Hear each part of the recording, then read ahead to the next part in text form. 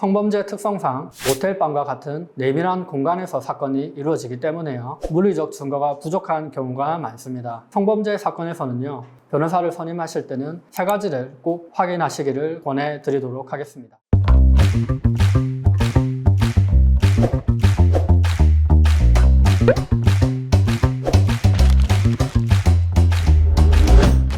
안녕하세요. 대한변호사협회에 정식 등록된 형사전문 신정우 변호사입니다. 오늘은 제가 직접 수행한 사건으로요, 중간간제 혐의를 받는 피고인을 변호해서요, 국민참여재판에서 결국 무죄 판결을 받은 실제 사례를 소개해 드리도록 하겠습니다.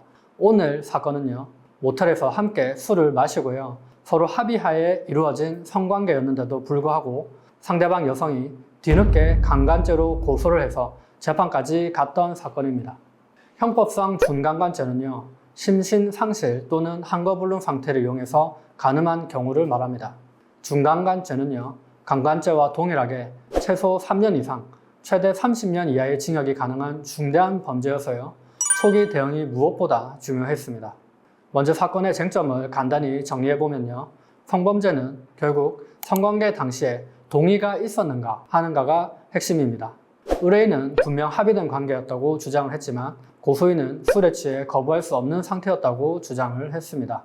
성범죄 특성상 모텔방과 같은 내밀한 공간에서 사건이 이루어지기 때문에요, 물리적 증거가 부족한 경우가 많습니다.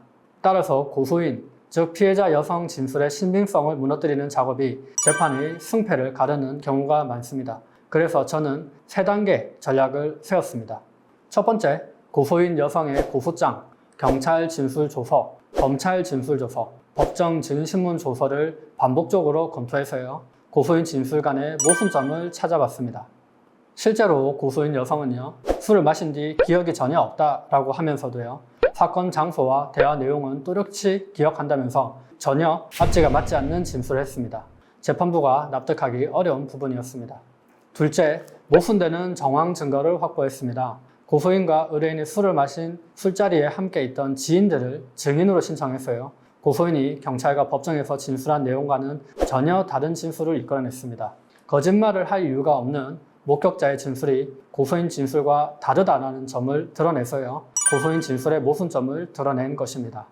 셋째, 이번 사건은요, 국민참여재판까지 신청해서 무죄를 받은 사건인데요, 국민참여재판의 특성상 배심원들을 설득하는 작업이 매우 중요했습니다.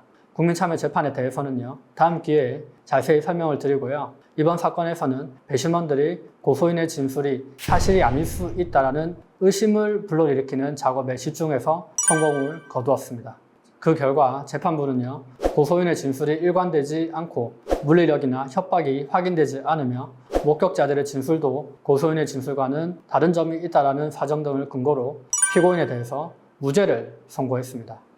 준강간죄는요, 최소 3년 이상의 형을 선고받을 수 있는 무거운 범죄지만 체계적 분석과 치밀한 사건 대응, 모순된 증거 제시로 의뢰인의 억울함을 풀 수가 있었습니다.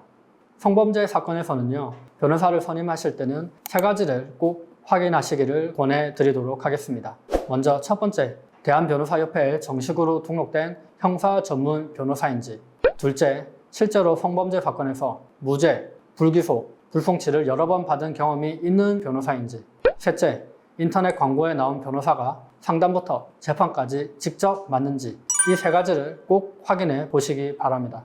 만약 위와 같은 3가지 조건을 모두 만족시키지 않는 변호사라면요, 사건을 맡기기 전에 한 번쯤 다시 고려해 보시는 것도 좋다고 생각합니다. 오늘 소개해드린 사건처럼 준강간, 강간, 강제추행, 스토킹 등 성범죄로 고소를 당하셨다면요, 가능한 빠르게 전문 변호사와 상담을 하시기 바랍니다. 초기 조사 단계부터 전략을 세우고 증거를 수집해야 유리한 결과를 만들어낼 수 있기 때문입니다. 오늘 영상 끝까지 시청해주셔서 감사합니다. 다음번에도요, 더 좋은 영상으로 찾아뵙도록 하겠습니다.